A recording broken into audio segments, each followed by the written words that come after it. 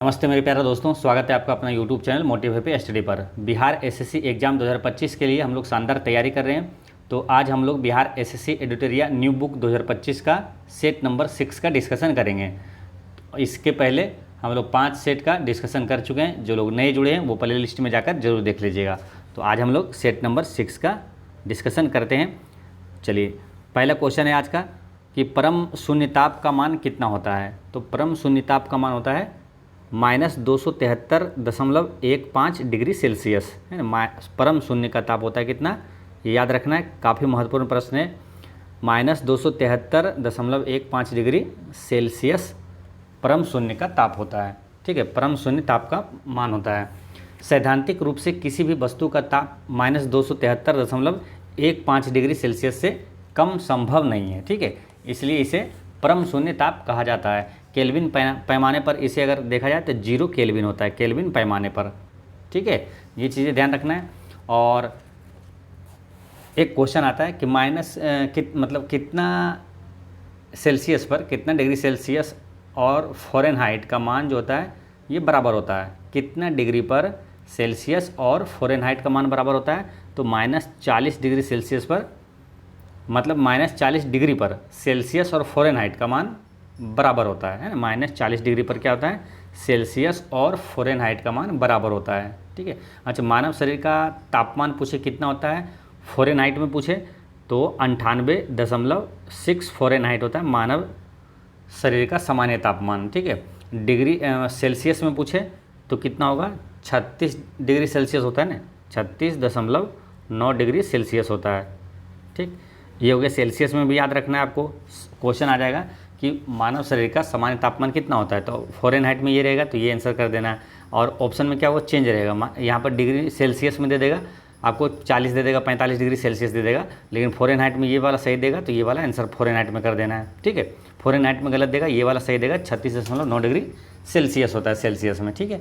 और केल्विन में पूछे, मानव शरीर का सामान्य तापमान होता है 310 केल्विन। ठीक, ये सारे इंपॉर्टेंट चीज़ें हैं, आपको याद रखना है। ठीक है।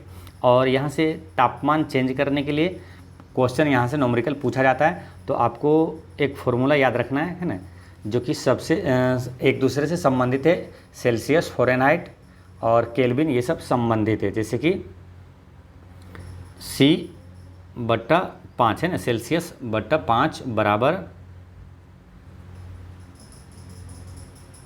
-273.15 है, लेकिन 15 नहीं भी लिखेंगे चलेगा। -273 के माइनस है ना /5 बराबर में लिखना है आपको फ़ारेनहाइट -32/9। ठीक है, और R/4। ठीक है, ये चारों याद रखना है। ज़्यादातर ये तीनों से क्वेश्चन पूछा जाता है। तो मान के चलिए सेल्सियस, और सेल्सियस का मान दे दिया है और केल्विन में निकालना है तो ये वाला फॉर्मूला लगा देना आपको, है ना। C/5 बराबर में K-273/5 होता है। ठीक है, तो ये वाला याद रखना है। अगर आपको सेल्सियस में दे दिया और फ़ारेनहाइट में पूछ दिया तो C/5 बराबर में ये कर देना है F-32/9 कर देना। ठीक है, इस तरह से या तो केल्विन से फ़ारेनहाइट में बदलना है तो ये वाला फॉर्मूला लगा देना है। ठीक है, तो ये वाला फॉर्मूला आपको टोटल पूरा याद रखना है। ठीक है, तो है ना, C/5 बराबर K-273/5 बराबर F-32/9 बराबर R/4। ठीक है, ये फॉर्मूला आप याद रखते हैं। एक यहाँ से क्वेश्चन एग्जामों में पूछा हुआ है। ठीक है, बिहार एसएससी सीजीएल में ही यहाँ से क्वेश्चन पूछा गया था, इसलिए ये महत्वपूर्ण है, आपको याद रखना है। ठीक है। अब यहाँ पर क्वेश्चन आया है तापमान से रिलेटेड ना, ताप से रिलेटेड आया तो कुछ अति महत्वपूर्ण प्रश्न यहाँ पर एक बार रिवीजन करते हैं। जैसे तापमान का एसआई मात्रक क्या होता है, तो केल्विन होता है। तापमान का एसआई मात्रक हो गया केल्विन। ठीक है। अच्छा, बहुत अधिक ताप मापने के लिए किसका प्रयोग किया जाता है, तो पायरोमीटर का प्रयोग किया जाता है। बहुत अधिक तापमान मापने के लिए किसका, तो पायरोमीटर का प्रयोग किया जाता है। ठीक है। एक क्वेश्चन आता है कि तारे का रंग उसके किस पर निर्भर करता है, तो तारे का रंग उसका सतह के तापमान पर निर्भर करता है। ठीक है, किस पर, तापमान पर निर्भर करता है। ठीक है, तो ये याद रखना है। अच्छा, ताप बढ़ने से ध्वनि की गति क्या होता है, कम होता है या अपरिवर्तित रहता है या तो अधिक हो जाती है। तो ताप बढ़ने से ध्वनि की गति बढ़ती है। ठीक है, ताप घटने से ध्वनि की गति घट जाती है, याद रखना है। ताप बढ़ने से ध्वनि की गति बढ़ती है। अच्छा, ताप बढ़ने से प्रकाश का वेग क्या होता है, तो ताप बढ़ने से प्रकाश के वेग पे कोई भी प्रभाव नहीं पड़ता है, ठीक है। ये अति महत्वपूर्ण प्रश्न है, आपको याद रखना है। चलिए नेक्स्ट है, पूर्ण आंतरिक परावर्तन हेतु निम्न कथनों में से कौन सा कथन सही है। पूर्ण आंतरिक परावर्तन हेतु पहला क्या है, प्रकाश किरणें सघन माध्यम से विरल माध्यम में जानी चाहिए, ये सही है। सघन से विरल में माध्यम में जानी चाहिए। सघन माध्यम में आपतन कोण का मान जो है क्रांति कोण से अधिक होना चाहिए, ये भी सही है। यानी दोनों सही है, इसका correct answer option number C हो गया, ठीक है। और पूर्ण आंतरिक परावर्तन में यहाँ पर कुछ चीज़ें याद रखना है, जैसे कि पूर्ण आंतरिक परावर्तन के उदाहरण से क्वेश्चन पूछ लिया जाता है, जैसे हीरे का चमकना, मिर्ग मरीचिका का बनना, ये सब किसके उदाहरण है, तो पूर्ण आंतरिक परावर्तन का उदाहरण है, ठीक है। अच्छा, यहाँ से दो इम्पोर्टेंट प्रश्न याद रखना, क्या, जैसे कि जब प्रकाश की किरण विरल से सघन में जाती है तो क्या होता है, प्रकाश अभिलंब की ओर झुक जाती है, ठीक है, याद रखना है। जब प्रकाश, क्वेश्चन पूछा जाता है जब प्रकाश की किरण विरल से सघन में जाएगी, ठीक है, जैसे ये विरल है, विरल से ये सघन में जाएगी तो ये क्या होगा, सघन में जब जाएगा ना, जब सघन में जाएगा तो ये अभिलंब की ओर मुड़ जाएगा, इधर इधर की ओर मुड़ जाएगा, ठीक है। और जब सघन से, ये मान के चलिए ये सघन हो गया, ठीक है, और जब सघन से विरल में जाएगा तो क्या होगा, सघन से विरल में जाएगा तो ये अभिलंब से दूर मुड़ जाएगी, है ना, दूर चला जाता है, अभिलंब से दूर हट जाती है, ठीक है। तो याद रखना है, विरल से जब सघन में जाएगा, सिंपल चीज़ें, जब कोई खाली खाली है और यहाँ सघन में जाएगा, है ना, तो उसमें क्या होगा, जाने फैलने में दिक्कत होती है, यहाँ पर ऐसे मुड़ जाता है, ठीक है। और जब सघन से क्या है, विरल में जाएगा तो ये दूर, अभिलंब से दूर हट जाती है, ठीक है। ये दोनों चीज़ें याद रखना है। चलिए नेक्स्ट क्वेश्चन है, निम्नलिखित भौतिक राशियों में से किसका ध्वनि की चाल पर कोई प्रभाव नहीं पड़ता है। तो ध्वनि की चाल का ताप का प्रभाव पड़ता है, क्योंकि ताप बढ़ने से क्या होता है, ध्वनि की गति बढ़ जाती है। और बात करते हैं दाब का, तो दाब का प्रभाव नहीं पड़ता, मान लो ध्वनि पर दाब का प्रभाव नहीं पड़ता है, इसका आंसर हो गया ऑप्शन नंबर बी हो गया, ठीक। घनत्व का प्रभाव पड़ेगा, क्योंकि अधिक जिसका घनत्व रहेगा उसमें ध्वनि की गति अधिक होता है ना, ठोस में सबसे अधिक होता है, उससे कम द्रव में होता है, सबसे कम गैस में होता है, ठीक है। तो आर्द्रता का भी सेम वही चीज़ें हैं, तो आर्द्रता का भी प्रभाव पड़ता है, दाब का प्रभाव नहीं पड़ता है, ठीक है। इसमें क्या होता है, अच्छा, प्रकाश की चाल पर क्या दाब का प्रभाव पड़ता है क्या, तो प्रकाश की चाल पर भी दाब का प्रभाव नहीं पड़ता है ना, प्रकाश की चाल पर ना तो दाब का ना तो ताप का प्रभाव नहीं पड़ता है किसी ने। प्रकाश की चाल जो है ये ताप, दाब और घनत्व से स्वतंत्र होता है प्रकाश की चाल, ठीक है। चलिए नेक्स्ट क्वेश्चन क्या है, अच्छा, ध्वनि के बारे में और भी रिलेटेड चीज़ें आप रिवीजन कर सकते हैं, जैसे ध्वनि मापने की इकाई क्या होता है, डेसिबल होता है। ध्वनि की गति सबसे अधिक पूछेगा तो ठोस उससे कम होगा, द्रव उससे कम होगा गैस में, ठीक है। ध्वनि की आवृत्ति पूछेगा कि श्रव्य ध्वनि होता है, एक अपश्रव्य ध्वनि होता है, एक प्रश्रव्य ध्वनि होता है। अपश्रव्य ध्वनि की जो आवृत्ति होती है, अपश्रव्य का होता है 20 हर्ट्ज से कम होता है। श्रव्य ध्वनि जो कि मानव सुन सकता है तो 20 हर्ट्ज से 20,000 हर्ट्ज के बीच होता है, ये मालूम है आपको। प्रश्रव्य जो ध्वनि होता है, तरंगे, वो 20,000 हर्ट्ज से अधिक होता है, ठीक। चलिए नेक्स्ट क्वेश्चन है, सौर भट्टी में सूर्य के प्रकाश को केंद्रित करने के लिए किसका प्रयोग किया जाता है। सौर भट्टी में सूर्य के प्रकाश को केंद्रित करने के लिए किसका प्रयोग किया जाता है, तो देखिए क्वेश्चन क्या है, केंद्रित करने के लिए। तो आपको मालूम है केंद्रित मतलब क्या होता है, देखिए एक चीज़ बता दें, जब प्रकाश की किरणें आएगी ना, तो जैसे इधर आई, ठीक है, किरणें आई, जब ऐसे करके डाइवर्ज हो जाते हैं, छितरा जाता है, तो उसे क्या बोलते हैं, अपसारी। और जब किरणें आती है, इधर से आया, जैसे क्या है ये, जैसे कि कोई है, कोई अवतल दर्पण ही मान के चलिए, ठीक है, अवतल दर्पण है, जब किरणें आई, ठीक है, तो ये जब वापस परावर्तित होती है, तो ये जैसे किरणें आई, ये सब किरणें आई, जब एक बिंदु पर ये सभी केंद्रित हो जाती है, तो इसे बोलते हैं क्या, अभिसारी बोला जाता है ना, एक बिंदु पर हो गया तो अभिसारी। और यही जब छितरा जाता है तो क्या बोलते हैं उसको, अपसारी कहा जाता है, ठीक है। तो केंद्रित है यानी कि अभिसारी, केंद्रित यानी एक बिंदु पर प्रकाश क्या हुआ, एकत्रित हो गया, केंद्रित हो गया, तो ये क्या कहलाएगा, अभिसारी। और जब छितरा जाता है तो वो अपसारी कहलाता है। तो केंद्रित में क्या होगा, अभिसारी, ठीक है। यही चीज़ें याद रखना है, कन्फ्यूजन हो जाता है, याद रखना, बार बार समझेंगे, रिपीट करेंगे तो याद हो जाएगा। तो केंद्रित हो जाती है अभिसारी, केंद्रित अभिसारी। तो अभिसारी दर्पण किसको बोलते हैं, है ना। अब इसमें ऑप्शन में देख लेंगे, अभिसारी किसे को बोला जाता है, तो अवतल दर्पण जो होता है अभिसारी होता है, अवतल दर्पण अभिसारी हो गया। ऑप्शन नंबर सी इसका करेक्ट आंसर है, ठीक है। अवतल दर्पण अभिसारी होता है और उत्तल दर्पण जो होता है वो अपसारी होता है, यानी कि उत्तल दर्पण में जब प्रकाश की किरणें क्या होती है, वो डाइवर्ज हो जाती है, ठीक है। और अवतल दर्पण में क्या होता है, एक जगह एकत्रित हो जाती है। तो अवतल जो हो गया अभिसारी और उत्तल दर्पण हो गया ये अपसारी होता है, ठीक है। तो ये चीज़ें आपको रट जाना है ना, कि अवतल दर्पण अभिसारी और उत्तल दर्पण अपसारी होता है। और लेंस में क्या ठीक इसका उल्टा हो जाता है, जैसे अवतल लेंस हो जाएगा अपसारी और उत्तल लेंस हो जाएगा अभिसारी, ठीक है। लेंस में ठीक उल्टा हो जाता है, तो इसलिए कन्फ्यूजन हो तो केवल आप दर्पण वाला याद रखना है, लेंस वाला ठीक उल्टा कर देना है। तो अवतल दर्पण हो गया अभिसारी और उत्तल दर्पण अपसारी हो गया, ठीक। तो ये चीज़ें आपको याद रखना है। अवतल दर्पण की बात करें, यहाँ से क्वेश्चन पूछा जाता है कि जैसे कि टॉर्च तथा सर्च लाइट में परावर्तक के रूप में किसका प्रयोग किया जाता है, अवतल दर्पण का प्रयोग किया जाता है। वाहनों के हेडलाइट में अवतल दर्पण का प्रयोग किया जाता है। शेविंग दर्पण में अवतल दर्पण का ही यूज होता है। दंत चिकित्सकों द्वारा दांतों का बड़ा प्रतिबिंब देखने के लिए अवतल दर्पण का प्रयोग किया जाता है, ठीक है। अब जैसे कि वाहनों के हेडलाइट में है अवतल दर्पण, लेकिन वाहनों के जो साइड मिरर में होता है उसमें उत्तल दर्पण का प्रयोग किया जाता है, ठीक है। तो जैसे कि यहाँ पर क्या, दंत चिकित्सकों द्वारा दांतों को बड़ा दिखाने के लिए अवतल दर्पण, लेकिन छोटा दिखाने के लिए जैसे कि साइड मिरर में क्यों प्रयोग किया जाता है, उसमें उत्तल दर्पण क्या करता है, वस्तुओं को, बड़ी से बड़ी वस्तुओं को छोटा दिखाता है। जैसे ना पीछे से ट्रक भी आ रहा है वो छोटा दिखता है, तो साइड मिरर में उत्तल दर्पण का प्रयोग किया जाता है, ठीक। चलिए नेक्स्ट क्वेश्चन है, अल्फा बीटा गामा की भेदन क्षमता अपने अवरोही क्रम के किस क्रम में होती है, अवरोही यानी घटते क्रम में। तो भेदन क्षमता सबसे अधिक किसका होता है, गामा किरण का, है ना। गामा की भेदन क्षमता सबसे अधिक होता है, तो सबसे पहले गामा हो जाएगा। उसके बाद क्या, घटते क्रम में है तो पहले गामा होगा, उसके बाद बीटा होगा, उसके बाद अल्फा होगा ना। इसका आंसर क्या हो जाएगा, ऑप्शन नंबर बी इसका करेक्ट आंसर है। सबसे अधिक भेदन क्षमता पूछे तो गामा किरण का, सबसे कम यहाँ पर क्या हो जाएगा, अल्फा किरण का, ठीक है। तो ये आपको याद रखना है।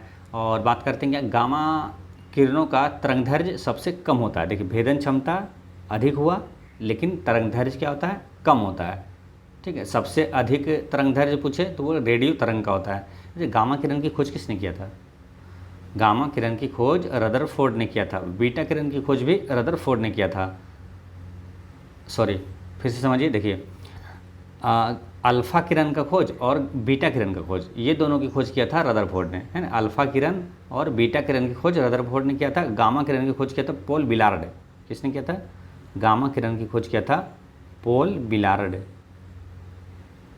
ठीक है। ये चीज़ें याद रखना है। अच्छा, विद्युत चुंबकीय तरंग की खोज किसने किया था, तो मैक्सवेल और हेनरिक हर्ट्ज ने किया था। विद्युत चुंबकीय तरंग की खोज मैक्सवेल और हेनरिक हर्ट्ज ने किया था। चलिए नेक्स्ट क्वेश्चन है, लोलक की आवर्तकाल क्या होता है। लोलक की आवर्तकाल क्या द्रव्यमान के ऊपर निर्भर करता है, या लंबाई के ऊपर निर्भर करता है, समय के ऊपर निर्भर करता है, या तापक्रम के ऊपर निर्भर करता है। तो लोलक के आवर्तकाल का जब इसका जो फॉर्मूला होता है ना वो लिखिएगा तो बहुत सारी चीज़ें क्लियर हो जाएगा। जैसे क्या होता है, आवर्तकाल टी बराबर होता है 2π√L/g। तो इसमें क्या क्या आ गया, देखिए इसमें लंबाई है ना, ये जो आवर्तकाल है यहाँ पर क्या है, लंबाई, ये लंबाई पर निर्भर करेगा, और ये जो गुरुत्वीय त्वरण है इस पर निर्भर करेगा, बाकी चीज़ें जो है इसमें नहीं। तो ये यहाँ पर लंबाई दिया हुआ है कहीं, हाँ यहाँ ऑप्शन बी में है, तो ये लंबाई पे निर्भर करेगा, ठीक है। तो लोलक की आवर्तकाल किस पर निर्भर करता है, लंबाई के ऊपर निर्भर करता है, यानी कि द्रव्यमान के ऊपर निर्भर नहीं करता है, समय के ऊपर भी निर्भर नहीं करता है, और तापक्रम के ऊपर भी निर्भर नहीं करता है ये, ठीक। ऑप्शन नंबर बी यहाँ पर करेक्ट आंसर हो गया, ठीक है। अच्छा, एक चीज़ ये क्या रखना है, लोलक की आवर्तकाल जो है लंबाई तथा गुरुत्वीय त्वरण पर निर्भर करती है। सरल लोलक का ये आवर्तकाल का ये सूत्र याद रखना है आपको, ठीक है। इसमें क्या हो गया, एल जो है लंबाई हो गया, लोलक की प्रभावी लंबाई है, जी हो गया स्मॉल जी, गुरुत्वीय त्वरण हो गया, टी क्या आवर्तकाल हो गया, ठीक है।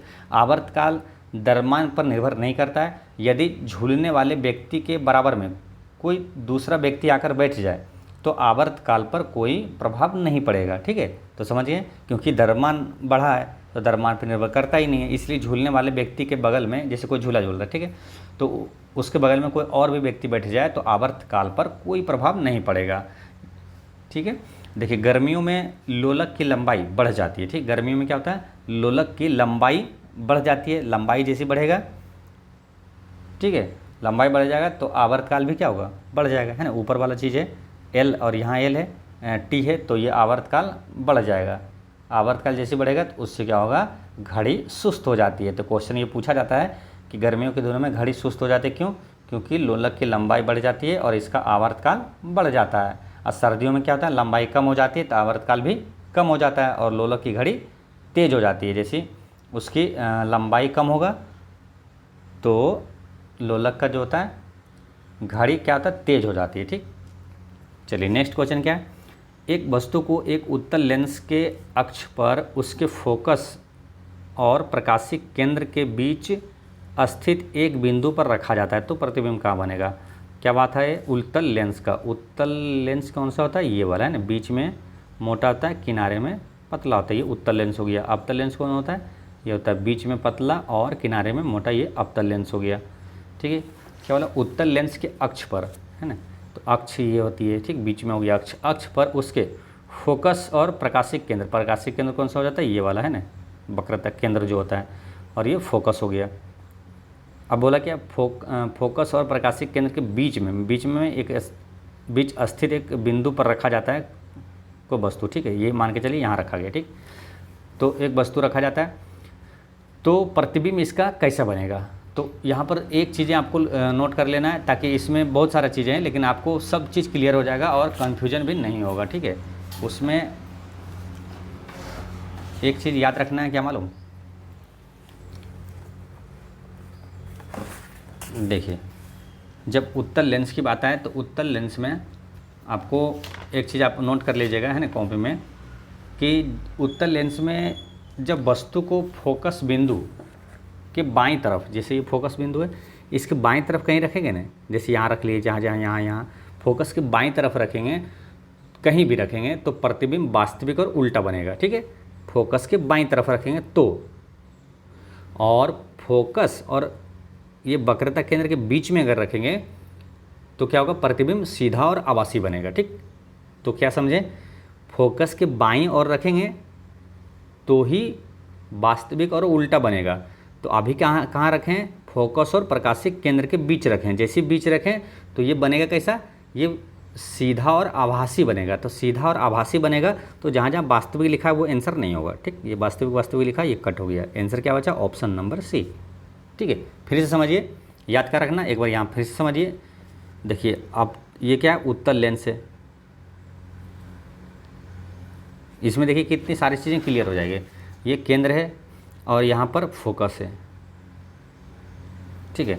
अब एक ही चीज़ याद रखना कि आपको फोकस और वक्रता केंद्र के बीच में अगर कहीं वस्तु रहेगा ना तो वो सीधा और आभासी बनेगा, सीधा और आभासी। ये अगर चीज़ें याद है तो देखिए आंसर तुरंत आ जाता है ना, वास्तविक वाला सब कट जाएगा, क्योंकि यहाँ बीच में कहीं भी रखेंगे तो सीधा और आभासी बनेगा, ठीक है। सीधा और आभासी जैसे यहाँ वास्तविक कट हो जाएगा, ठीक। तो आंसर क्या होगा, सी, ऑप्शन नंबर। और यदि फोकस के बाएं और कहीं भी रखेंगे तो वो बनेगा कैसा, प्रतिबिंब वास्तविक और उल्टा बनेगा, ठीक है। तो ये याद रखना है आपको, ठीक। चलिए नेक्स्ट क्वेश्चन क्या है, अच्छे अवशोषक अच्छे उत्सर्जक होते हैं, यह कथन निम्नलिखित में से किस नियम से संबंधित है। अच्छे उत्सर्जक जो होता है, अच्छे अवशोषक जो भी होता है अच्छे उत्सर्जक होता है, तो ये कथन किस पे ये आधारित है, तो ये किरचॉफ के नियम से संबंधित है ना, किरचॉफ के नियम से संबंधित है। ऑप्शन नंबर ए इसका करेक्ट आंसर है, ठीक। स्टीफन का नियम क्या कहता है, स्टीफन का नियम है कि एक कृष्णिका यानी कि ब्लैक जो होता है, कृष्णिका द्वारा उत्सर्जित कुल विकिरण ऊर्जा की मात्रा उसके परम ताप के चौथे घात के समानुपाती होता है, ठीक है ना। तो इस स्टीफन के नियम से क्वेश्चन डायरेक्ट आ जाएगा कि जो उसका जो उत्सर्जित ऊर्जा है वो कुल विकिरण ऊर्जा की मात्रा उसके परम ताप के क्या होता है, तो यहाँ टी के पावर 4 ऑप्शन में रहेगा, आंसर कर देना है।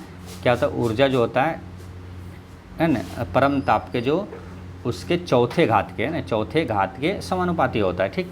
तो ये याद रखना है। हुक का नियम क्या कहता है, तो हुक का नियम में है क्या, प्रत्यास्थता की सीमा के भीतर किसी पिंड पर लगाए गए बल उसमें उत्पन्न विकृति के समानुपाती होता है, ठीक। हुक का नियम है प्रत्यास्थता की सीमा, जैसे कोई रबड़ है या तो कोई खींचते हैं स्प्रिंग है, तो उसका जो भीतर किसी पिंड पर लगाए गए प्रतिबल उसमें उत्पन्न विकृति के समानुपाती होता है। अब प्लैंक का नियम क्या है, प्लैंक का विकिरण नियम है कि किसी पदार्थ द्वारा विकिरण ऊर्जा का अवशोषण या उत्सर्जन सतत रूप में ना होकर ऊर्जा के छोटे छोटे बंडलों या पैकेटों के रूप में होता है, जिसे फोटोन या क्वांटा कहा जाता है ना, जिसे फोटोन या तो क्वांटा कहा जाता है। ठीक है, चलिए नेक्स्ट क्वेश्चन क्या है, क्वेश्चन नंबर 9, निम्नलिखित में से कौन सा अपसारी विकास का उदाहरण है।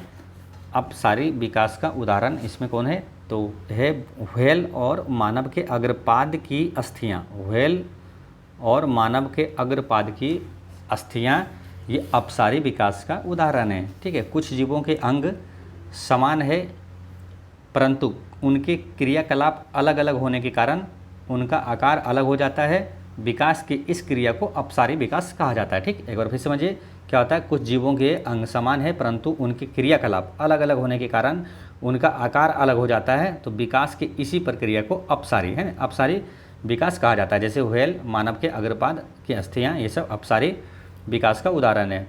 और इसी तरह आएगा क्या, अभिसारी विकास क्या होता है ना। अभिसारी विकास किसको बोलते हैं, तो कुछ जीवों के अंग समान कार्य करते हैं परंतु उनका विकास अलग अलग पूर्वजों से हुआ है, इस प्रक्रिया को अभिसारी विकास कहते हैं। ये संरचना समरूप कहलाती है। जैसे तितलियाँ, पक्षियों, मक्खियों और चमगादड़ के पंख, ये सब क्या है, अभिसारी विकास का उदाहरण है। ठीक, चलिए नेक्स्ट क्वेश्चन क्या है, अस्कर्वी रोग किस विटामिन की कमी से होता है। अस्कर्वी रोग विटामिन सी के कमी से होता है। ठीक, और विटामिन ए की कमी से रतौंधी रोग होता है। अगर पूछे बेरी बेरी रोग कौन से होता है, विटामिन B1 की कमी से बेरी बेरी रोग होता है। और एनीमिया रोग किसकी कमी से होता है, तो विटामिन B12 की कमी से एनीमिया रोग होता है। ठीक है, विटामिन की बात करें, काफ़ी महत्वपूर्ण यहाँ से चैप्टर है, यहाँ से क्वेश्चन पूछा जाता है। तो विटामिन की खोज किसने किया था, काश्मीर फंक ने किया था, 1912 में किया था। सभी विटामिन का आपको रासायनिक नाम याद रखना है। ठीक है, विटामिन ए और जो मुख्य विटामिन है आपको याद रखना है, vitamin A, B, C, D, E और K। ठीक है, तो विटामिन ए का रासायनिक नाम क्या है, रेटिनॉल। विटामिन बी का थायमिन। सी का क्या है, सी का है एस्कॉर्बिक एसिड। और डी का है कैल्सीफेरोल। और ई का क्या है, टोकोफेरोल। और के का है फिलोक्विनिन।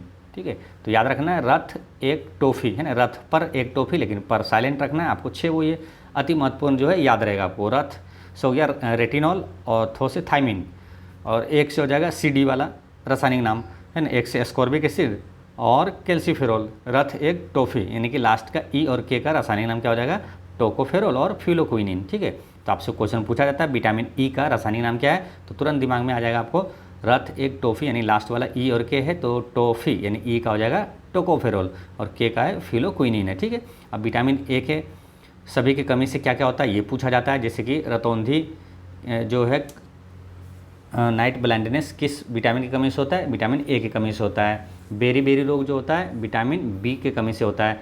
अस्कर्वी रोग विटामिन सी की कमी से होता है। और रिकेट्स या तो सूखा रोग ये विटामिन डी की कमी से होता है। और नपुंसकता या जनशक्ति में कमी विटामिन ई की कमी से होता है। और जो रक्त का थक्का नहीं बनता है वो किसके कारण, तो विटामिन के कमी के कारण होता है। ठीक है, ये चीज़ें याद रखना है सभी चीज़ें। और जो विटामिन सी जो होता है इसे घाव भरने वाला विटामिन भी कहा जाता है। आंवला में बहुत सारा जो विटामिन सी का प्रमुख स्रोत है। और जैसे इसमें गाजर जो है विटामिन ए का प्रमुख स्रोत है। और सूर्य से मिलने वाला विटामिन कौन सा है, तो ये विटामिन डी है। ठीक है, तो ये सारी चीज़ें आपको याद रखना है। चलिए नेक्स्ट क्वेश्चन क्या है, कौन सा हार्मोन बच्चे के जन्म के दौरान गर्भाशय के संकुचन को उत्तेजित करता है। तो बच्चे के जन्म के दौरान गर्भाशय के संकुचन को उत्तेजित करता है, तो इसका करेक्ट आंसर है ऑप्शन नंबर ए, ऑक्सीटोसिन। इसका करेक्ट आंसर हो गया ऑक्सीटोसिन। नेक्स्ट क्वेश्चन क्या है, खुरदरी अंतःप्रद्रवी जालिका यानी कि रफ इंडोप्लाज्मिक रेटिकुलम का कार्य क्या है। तो इसका कार्य क्या है, प्रोटीन का संश्लेषण करना। ठीक है, खुरदरी अंतःद्रवी जालिका यानी कि रफ इंडोप्लाज्मिक रेटिकुलम का कार्य है प्रोटीन का संश्लेषण करना। ठीक है, प्रोटीन का संश्लेषण आपको मालूम है, क्वेश्चन जब पूछा जाता है प्रोटीन का संश्लेषण कहाँ होता है, तो ये राइबोसोम में होता है। ठीक है, तो राइबोसोम की उपस्थिति के कारण जो ER जो है खुरदरी दिखाई देता है, या प्रोटीन के संश्लेषण में ये सहायक होता है। ठीक है, प्रोटीन की बात करें काफ़ी महत्वपूर्ण यहाँ से क्वेश्चन आता है। जैसे कि प्रोटीन जो है कितने अमीनो एसिड से मिलकर बना है, तो 20 अमीनो एसिड से मिलकर बना होता है। प्रोटीन का कारखाना किसे कहा जाता है? तो राइबोसोम को कहा जाता है, यानी कि प्रोटीन का संश्लेषण भी कहाँ होता है? तो राइबोसोम में होता है, ठीक है। और राइबोसोम जैसा ही 3 क्वेश्चन आ जाता है, जैसे कि प्रोटीन का कारखाना राइबोसोम, और ऊर्जा का पावर हाउस है ना, ऊर्जा गृह जो है वो माइटोकॉन्ड्रिया को कहा जाता है, और आत्महत्या की थैली लाइसोसोम को कहा जाता है, ठीक है। अच्छा, एक क्वेश्चन आता है कि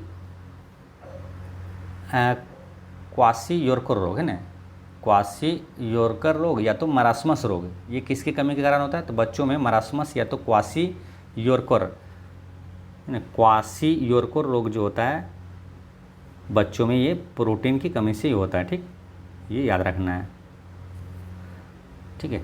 चलिए नेक्स्ट क्वेश्चन क्या है? सूची 1 को सूची 2 से मिलाना है, ठीक है। तो नी कैप, ये नी कैप किसे कहा जाता है? तो नी कैप, और इसमें आपको बताना क्या है, जैसे कि कॉलर बोन, कंधे की अस्थि को क्या कहा जाता है, ब्रेन बोन को क्या कहा जाता है, ये आपको मिलाना है इसमें, ठीक है। तो इसमें क्या हो जाएगा, नी कैप कहलाएगा पटेला, है ना, नी कैप जो होता है ये पटेला। और कॉलर बोन किसे कहा जाता है? तो कॉलर बोन के नाम से जाना जाता है क्लेविकल, है ना, क्लेविकल को कॉलर बोन के नाम से जाना जाता है। कंधे की अस्थि को क्या कहा जाता है? अस्कैपुला, कंधे की अस्थि को, कंधे की हड्डी को अस्कैपुला कहा जाता है। और ब्रेस्ट बोन किसे कहा जाता है? अस्टर्नम, है ना, अस्टर्नम जो है ब्रेस्ट बोन कहलाता है, ठीक है। तो ये चीज़ें सारे याद रखना है। जैसे पटेला क्या कहलाता है? नी कैप, और कॉलर बोन जो है ये क्लेविकल कहलाता है, कॉलर बोन कंधे की अस्थि ये अस्कैपुला कहता है, ब्रेस्ट बोन जो है ये अस्टर्नम कहा जाता है, ठीक। चलिए इस तरह से इसका आंसर क्या हो जाएगा? ऑप्शन नंबर बी इसका करेक्ट आंसर है। नेक्स्ट क्वेश्चन क्या है? केंद्रक यूकैरियोटिक कोशिका में पाए जाने वाला प्रमुख कोशिकांग है। कुछ कोशिकाओं में वयस्क अवस्था में केंद्रक नहीं पाया जाता है, निम्न में से कौन ऐसी कोशिका है, ठीक है। तो क्वेश्चन फिर समझ लेना, केंद्रक यूकैरियोटिक कोशिका में पाए जाने वाला प्रमुख कोशिकांग है। कुछ कोशिकाओं में वयस्क अवस्था में केंद्रक नहीं पाया जाता है, तो वो कौन सी कोशिका है जहाँ केंद्रक नहीं पाया जाता है? तो आरबीसी में केंद्रक नहीं पाया जाता है। आंसर क्या होगा? ऑप्शन नंबर ए इसका करेक्ट आंसर है, आरबीसी में केंद्रक नहीं पाया जाता, ठीक है। अच्छा, आरबीसी क्या रेड ब्लड सेल होता है, और आरबीसी का जीवन काल पूछा जाता है कितना होता है? तो आरबीसी का जीवन काल 120 दिन होता है ना, आरबीसी का जीवन काल 120 दिन होता है। डब्ल्यूबीसी का जीवन काल पूछे तो 13 से 20 दिन होता है, ठीक है, डब्ल्यूबीसी का। आरबीसी का निर्माण कहाँ होता है, ये क्वेश्चन पूछा जा रहा है। तो आरबीसी का निर्माण कहाँ होता है? अस्थि मज्जा में होता है, ठीक है। पूछे आपसे अगर कि रक्त का निर्माण कहाँ होता है, तो अस्थि मज्जा आंसर करना है। आरबीसी का निर्माण अस्थि मज्जा। डब्ल्यूबीसी का निर्माण पूछे तो भी अस्थि मज्जा आंसर होगा। प्लेटलेट्स का निर्माण पूछे तो भी आंसर क्या होगा? अस्थि मज्जा होगा, ठीक है। चलिए नेक्स्ट क्वेश्चन क्या? प्लवमान जीन यानी कि जंपिंग जीन के सिद्धांत का प्रतिपादन किसने किया था? तो जंपिंग जीन का ये जो सिद्धांत का प्रतिपादन बारबरा मैकलिंटॉक हैं, बारबरा मैकलिंटॉक ने किया था। ऑप्शन नंबर सी इसका करेक्ट आंसर है ना। प्लवमान जीन के सिद्धांत का प्रतिपादन बारबरा मैकलिंटॉक ने किया था। अच्छा, जीन की खोज किसने किया था पूछे तो जीन का खोज जोहानसन ने किया था, है ना, जीन जोहानसन ये याद रखना है। ग्रेगर मेंडल क्या? अनुवांशिकी का जनक। ग्रेगर मेंडल को कहा जाता है अनुवांशिकी का जनक, ठीक है। चलिए नेक्स्ट क्वेश्चन है, क्वेश्चन नंबर है 16 के रक्त कैंसर के इलाज में किस तत्व का प्रयोग किया जाता है? तो रक्त कैंसर के इलाज में किस तत्व का प्रयोग किया जाता है? तो ये किया जाता है कोबाल्ट 60 का। रक्त कैंसर के इलाज में कोबाल्ट 60 का प्रयोग किया जाता है, ठीक है, ये याद रखना है। अब जैसे ट्यूमर की पहचान के लिए किसका प्रयोग किया जाता है? ट्यूमर की पहचान के लिए आर्सेनिक 74 का प्रयोग किया जाता है। ट्यूमर की पहचान के लिए आर्सेनिक 74 का प्रयोग किया जाता है। और रक्त के थक्के का पता लगाने के लिए सोडियम 24 का प्रयोग किया जाता है। रक्त के थक्के का पता लगाने के लिए सोडियम 24 का प्रयोग किया जाता है। ल्यूकेमिया के उपचार में फास्फोरस 32 का प्रयोग किया जाता है। फास्फोरस 32 का प्रयोग किया जाता है ना, फास्फोरस 32 का प्रयोग किया जाता है ल्यूकेमिया के उपचार में। फास्फोरस 32 का ल्यूकेमिया के उपचार में किया जाता है। एक बार फिर समझ लीजिए, देखिए कोबाल्ट 60 हो गया रक्त कैंसर के इलाज में, और आर्सेनिक जो ये है ट्यूमर की पहचान करने के लिए आर्सेनिक 74 का प्रयोग किया जाता है। और रक्त के थक्का का पता लगाने के लिए सोडियम 24 का प्रयोग किया जाता है। और फॉस्फोरस 32 का प्रयोग कहाँ किया जाता है? ल्यूकेमिया के उपचार में किया जाता है। ठीक है, कैंसर की बात करें और तो कैंसर का अध्ययन क्या कहलाता है? ऑन्कोलॉजी। कैंसर विश्व कैंसर दिवस कब मनाया जाता है? तो 4 फरवरी को मनाया जाता है विश्व कैंसर दिवस। नेक्स्ट क्वेश्चन क्या है? खनिज युक्त जल में मृदा विहीन पादप संवर्धन को किस नाम से जाना जाता है?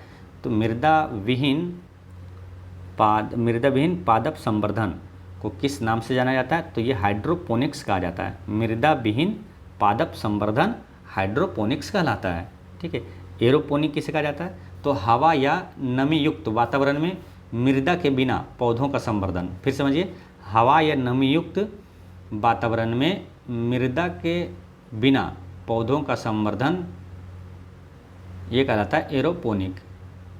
और हर्पेटोलॉजी क्या कहलाता है? तो ये कहते हैं उभयचरों तथा सरीसृपों का अध्ययन, ये हर्पेटोलॉजी कहलाता है ना। उभयचरों या सरीसृप का अध्ययन क्या कहलाता है? हर्पेटोलॉजी कहलाता है। और मृदा का अध्ययन क्या कहलाता है? पेडोलॉजी कहलाता है ना। क्वेश्चन मृदा से आया, काफ़ी महत्वपूर्ण, यहाँ से मृदा से क्वेश्चन पूछा जाता है। अगर पूछे कि भारत में सर्वाधिक क्षेत्रफल में कौन सी मृदा पाई जाती है, तो जलोढ़ मृदा पाई जाती है, जलोढ़ मिट्टी पाई जाती है। और सबसे अधिक उपजाऊ मिट्टी कौन सा है? तो वो जलोढ़ मिट्टी होता है। पुरानी जलोढ़ मिट्टी को क्या कहा जाता है? बांगर कहा जाता है। पुरानी जलोढ़ मिट्टी को बांगर और नई जलोढ़ मिट्टी को खादर कहा जाता है। ठीक है, और रही बात क्या, चाय और कॉफ़ी के लिए सबसे उपयुक्त मिट्टी कौन सा होता है? लेटराइट मिट्टी होता है। और काजू की खेती के लिए सबसे उपयुक्त मिट्टी लाल लेटराइट मिट्टी होता है। और कपास की खेती के लिए काली मिट्टी होता है, इसलिए इसे काली कपासी मिट्टी भी कहा जाता है। और काली मिट्टी को ही रेगुर मिट्टी भी कहा जाता है। ठीक है, ये सारी चीज़ें आपको याद रखना है। चलिए नेक्स्ट क्वेश्चन क्या है? ऋग्वेद में वर्णित 10 राजाओं का युद्ध किस नदी के तट पर हुआ था? तो ये किस नदी के तट पर? तो परुष्णी नदी के तट पर हुआ था। 10 राजाओं का युद्ध परुष्णी नदी के तट पर हुआ था। ये परुष्णी नदी जो है किसका प्राचीन नाम था? मानो राबी नदी का प्राचीन नाम था परुष्णी नदी।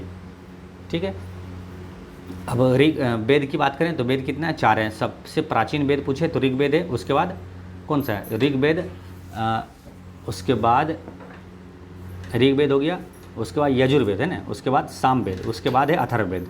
यानी कि सबसे नवीनतम वेद पूछे तो ऋग्वेद, सबसे प्राचीन वेद है ऋग्वेद। ठीक है, सबसे नवीनतम है अथर्ववेद। ठीक है, याद रखना है। ऋग्वेद में क्वेश्चन आता है गायत्री मंत्र का उल्लेख किस वेद में? तो ऋग्वेद में हो गया।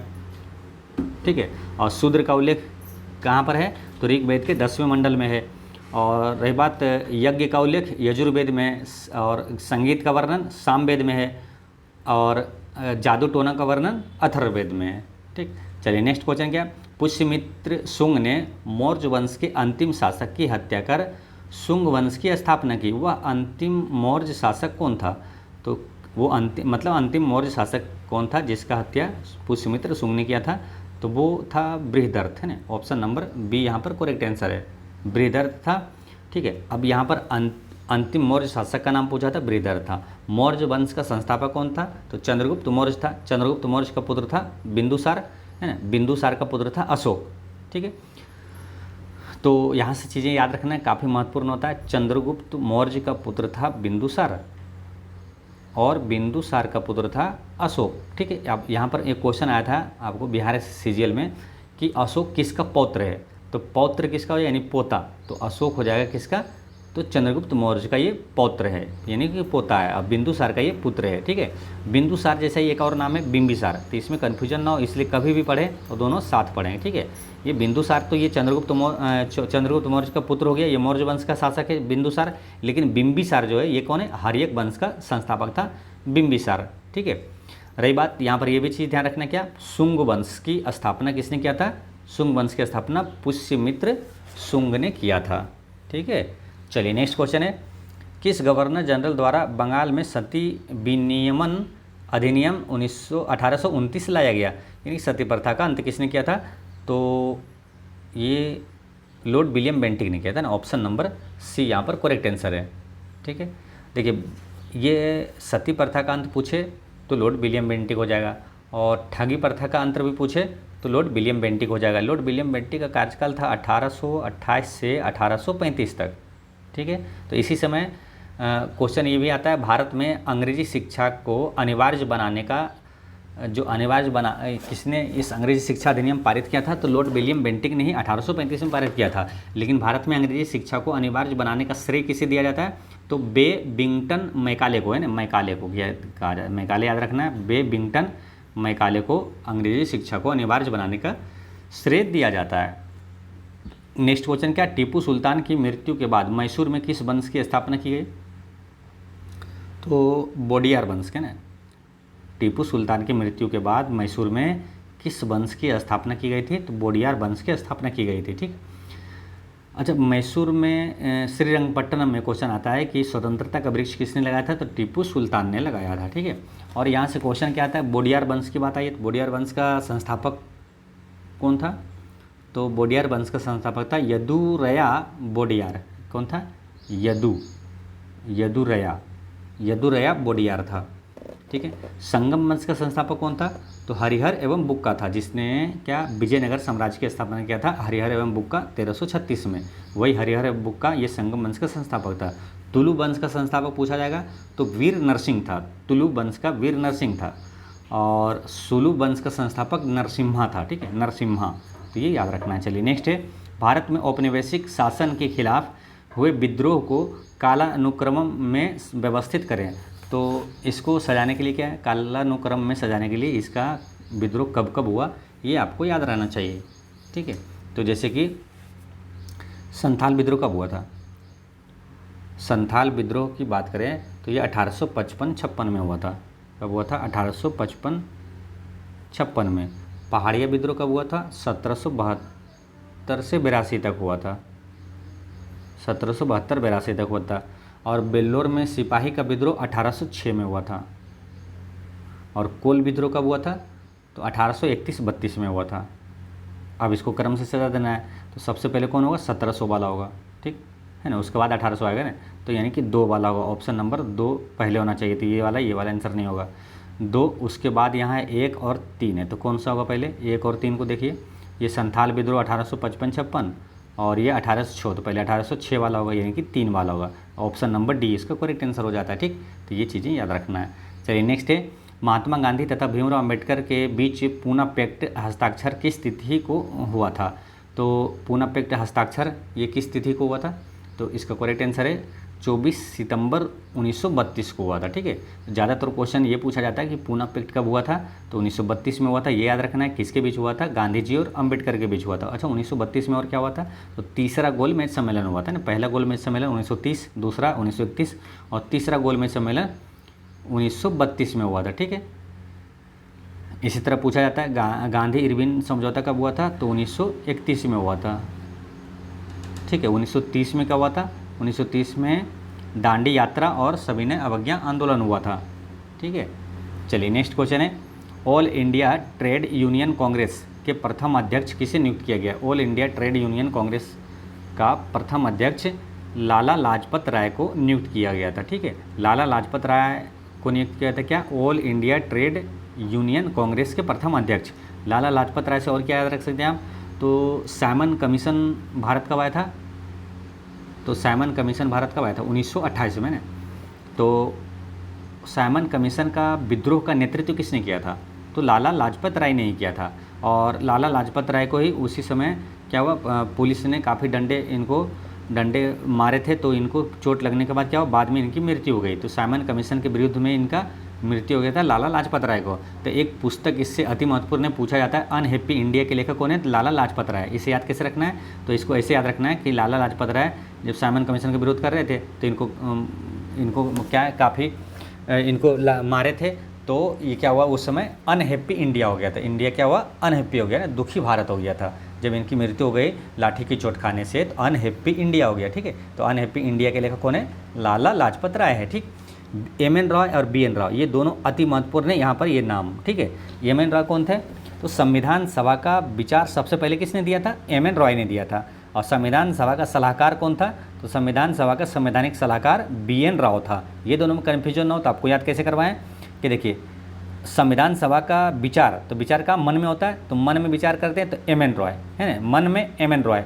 और संविधान सभा का संवैधानिक सलाहकार कौन था? तो बी.एन. राव था। ठीक है। तो ये दोनों अति महत्वपूर्ण प्रश्न यहाँ से याद रखना है। बाल गंगाधर तिलक की बात करें तो केसरी और मराठा पत्रिका के संपादक कौन था? तो ये बाल गंगाधर तिलक ही था, है ना।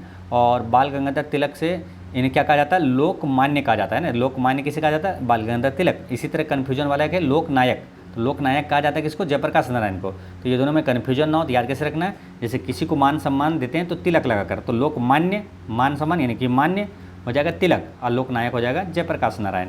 नेक्स्ट क्या है, सविनय अवज्ञा आंदोलन को पुनः कब प्रारंभ किया गया था? तो पुनः प्रारंभ किया गया था 29 दिसंबर 1931 को सविनय अवज्ञा आंदोलन प्रारंभ हुआ था पुनः।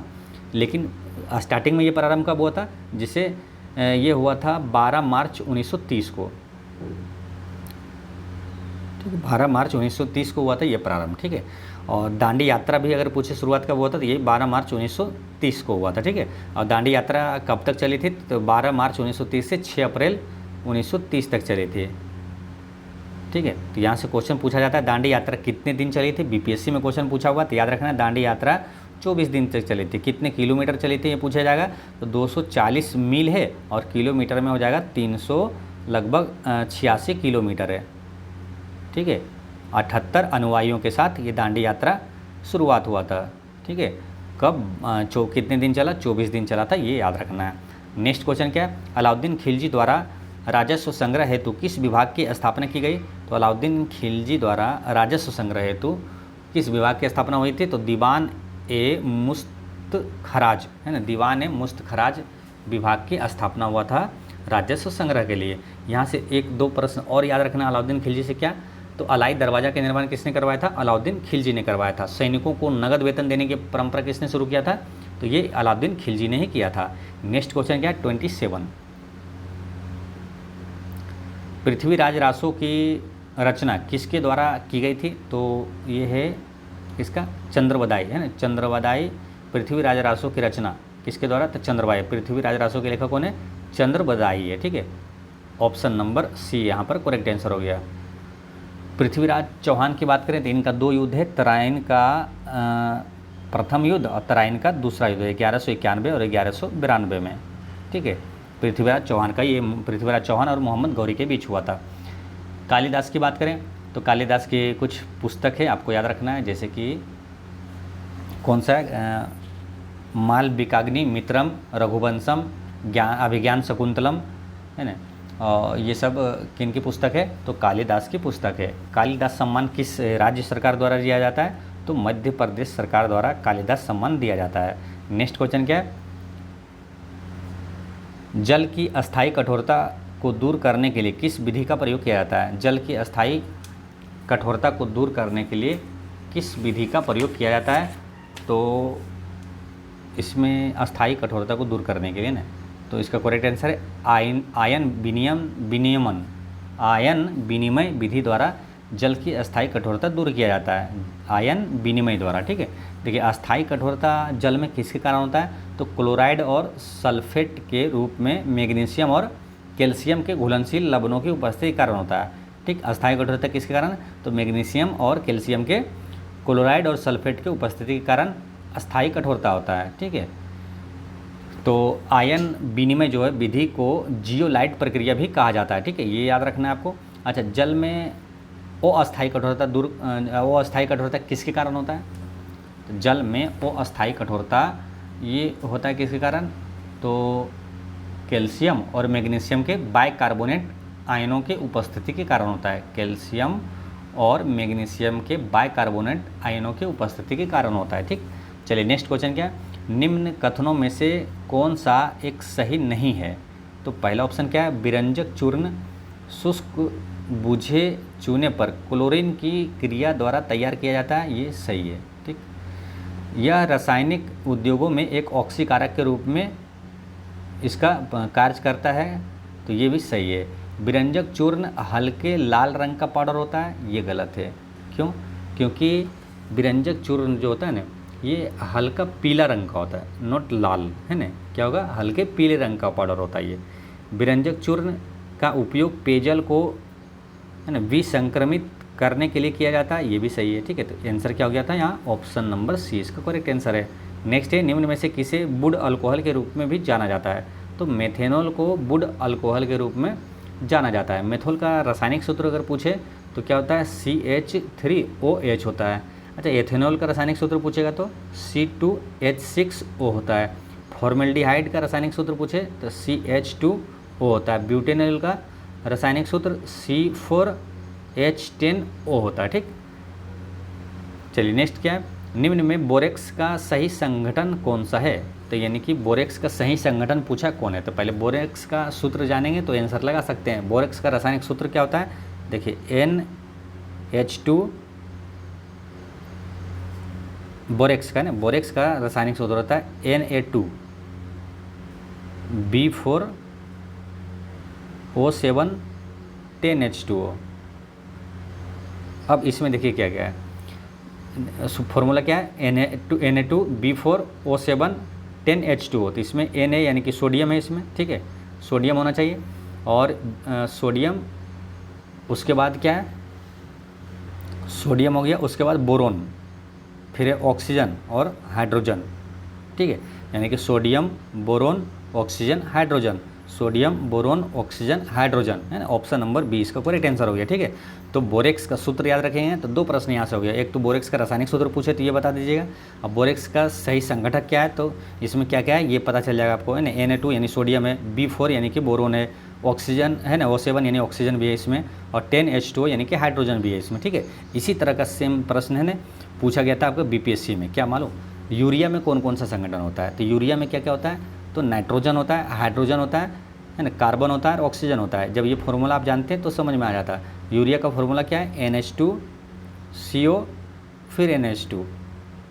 ठीक है, यानी कि यूरिया का सही संगठन क्या हो गया आपको, नाइट्रोजन, हाइड्रोजन, कार्बन, ऑक्सीजन, है ना। नाइट्रोजन, हाइड्रोजन, कार्बन और ऑक्सीजन, ये चार इसमें संगठक है यूरिया में। ठीक है, तो याद रखना है NH2CO NH2, ये यूरिया का रासायनिक सूत्र है। नेक्स्ट क्वेश्चन क्या है, टेफ्लॉन निम्नलिखित में से किस एक एकलक का बहुलक है। तो टेफ्लॉन किसका बहुलक है, तो ये है टेट्राफ्लोरोएथिलीन का, टेट्राफ्लोरोएथिलीन का ये बहुलक है। ठीक है, अच्छा टेफ्लॉन से एक और प्रश्न आता है, क्या मालूम कि बर्तन पर जो खाना न चिपकने के लिए किसका प्रयोग किया जाता है, किसका लेप लगाया जाता है, तो टेफ्लॉन का, है ना। टेफ्लॉन, या तो ऑप्शन में ये भी रहे तो आंसर लगा सकते हैं ना, फ्लोरोएथिलीन का, टेट्राफ्लोरोएथिलीन का। नेक्स्ट है लिथियम, सोडियम, बेरियम और ऑक्सीजन की परमाणु त्रिज्या का सही क्रम क्या है। तो इसका सही क्रम है ऑप्शन नंबर डी, इसका करेक्ट आंसर है सोडियम, ये अधिक है लिथियम से अधिक परमाणु त्रिज्या है कि इसका लिथियम है बेरियम से अधिक है, और बेरियम ऑक्सीजन से अधिक है। ठीक है, इसकी परमाणु संख्या की बात करें तो सोडियम का परमाणु संख्या 11 है, लिथियम का 3 है, बेरियम का 4 है, ऑक्सीजन की परमाणु संख्या 8 है। नेक्स्ट क्या है, एक से अधिक ठोस रूपांतरण में ठोस के अस्तित्व की डैश के रूप में जाना जाता है। एक से अधिक ठोस रूपांतरण में ठोस के अस्तित्व को किस रूप में जाना जाता है, तो ये जाना जाता है और बहुरूपता के रूप में जाना जाता है ना, बहुरूपता।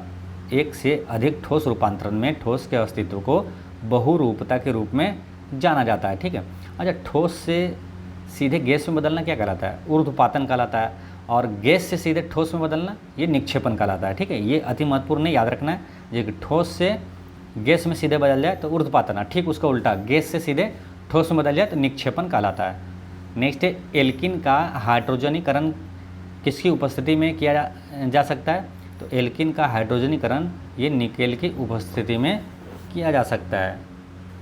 ठीक है, एल्किन का, अच्छा एल्केन और एल्काइन तीन चीज़ें होता है। एल्किन का सूत्र पूछेगा तो CnH2n होता है। एल्केन का क्या होता है, एल्केन का फॉर्मूला क्या हो जाएगा, CnH2n + 2 हो जाएगा। एल्काइन का क्या होता है, CnH2n - 2 होता है ना, ये एल्काइन का हो गया। तो एल्किन का फॉर्मूला पूछे CnH2n, और एल्किन का हो गया, एल्केन में पूछेगा तो +2 हो जाएगा, और एल्काइन में पूछेगा तो CnH2n - 2 हो जाएगा। ठीक, तो ये आपको याद रखना है। नेक्स्ट क्वेश्चन क्या है, एशिया प्रशांत आर्थिक सहयोग शिखर सम्मेलन 2024 का आयोजन कहाँ किया गया था।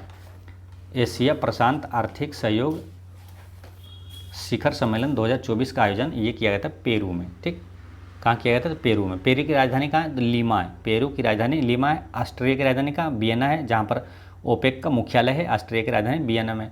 फ्रांस की राजधानी कहाँ, पेरिस में है, जहाँ पर अभी 2024 का ओलंपिक हुआ था ना, ग्रीष्मकालीन ओलंपिक 2024 का आयोजन कहाँ हुआ, तो फ्रांस की राजधानी पेरिस में हुआ था। फ्रांस की बात करें तो यहीं पर सबसे पहले GST लागू हुआ था, 1954 में फ्रांस में लागू हुआ था। और भारत की राजधानी मालूम है आपको, नई दिल्ली। ठीक, नेक्स्ट क्वेश्चन क्या है, यूनेस्को के क्रिएटिव सिटीज नेटवर्क में शामिल किस भारतीय शहर को विश्व शिल्प परिषद द्वारा विश्व शिल्प शहर के रूप में मान्यता दी गई है? यूनेस्को के क्रिएटिव सिटीज नेटवर्क में शामिल किस भारतीय शहर को विश्व शिल्प परिषद द्वारा विश्व शिल्प शहर के रूप में मान्यता दी गई है? तो ये मिला है श्रीनगर को है। करेक्ट आंसर हो गया ऑप्शन नंबर सी, श्रीनगर। ठीक, नेक्स्ट क्वेश्चन है 38। भारत के किस राज्य में विश्व की सबसे लंबी डबल लेन टनल उद्घाटन प्रधानमंत्री द्वारा किया गया है? तो इसका करेक्ट आंसर है अरुणाचल प्रदेश में। अरुणाचल प्रदेश में किया गया है विश्व की सबसे लंबी डबल लेन टनल उद्घाटन अरुणाचल प्रदेश में प्रधानमंत्री द्वारा किया गया है। नेक्स्ट है जुलाई 2024 में विश्व धरोहर समिति के 46वें सत्र में प्रधानमंत्री नरेंद्र मोदी ने यूनेस्को विश्व धरोहर केंद्र के लिए भारत की ओर से कितने डॉलर का योगदान देने की घोषणा किया है? तो ये घोषणा किया 10 लाख डॉलर देने की घोषणा किया है। नेक्स्ट है भारत में तेंदुए की स्थिति रिपोर्ट के अनुसार देश में तेंदुए की सर्वाधिक संख्या किस राज्य में है?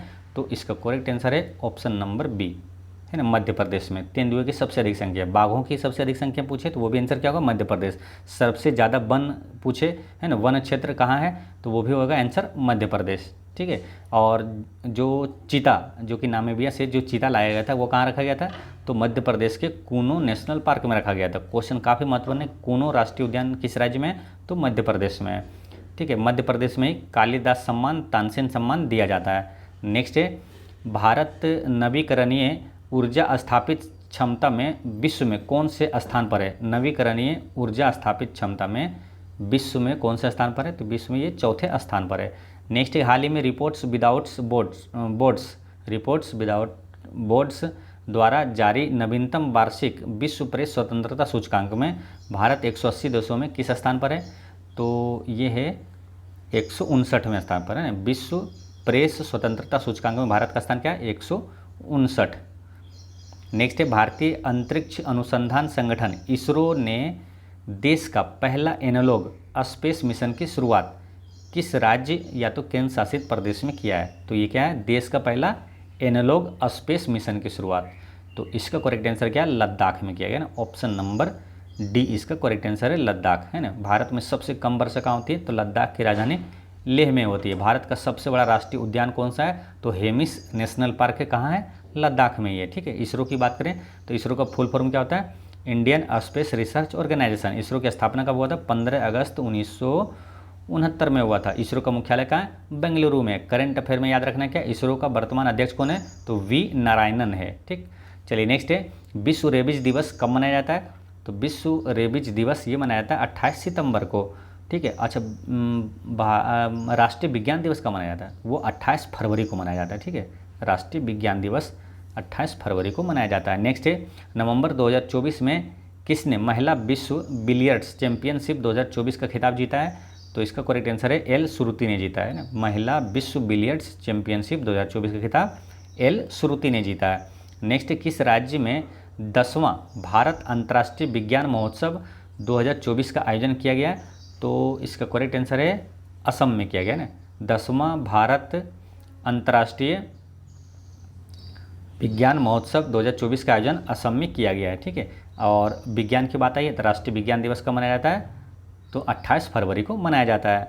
असम की बात करें तो कामाख्या मंदिर का असम में। ठीक है, और ये काजीरंगा राष्ट्रीय उद्यान का है तो वो भी असम में। ठीक है, और भारत में पहला जो तेल शोधक कारखाना ये कहाँ स्थापित किया गया था? तो असम के डिगबोई में ही स्थापित किया गया था ना। डिगबोई पूछेगा कहाँ है तेल शोधक कारखाना?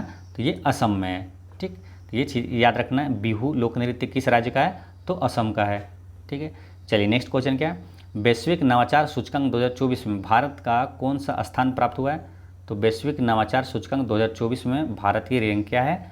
तो ये है 39वां है, 39 इसका रैंक है। ठीक है, और ये जो वैश्विक नवाचार सूचकांक ये किसके द्वारा जारी किया जाता है? तो विश्व बौद्धिक संपदा संगठन द्वारा जारी किया जाता है। नेक्स्ट क्वेश्चन है क्वेश्चन नंबर 48। भारत में स्वदेशी रूप से विकसित नागास्त्र फर्स्ट क्या है? तो नागास्त्र 1 ये क्या है?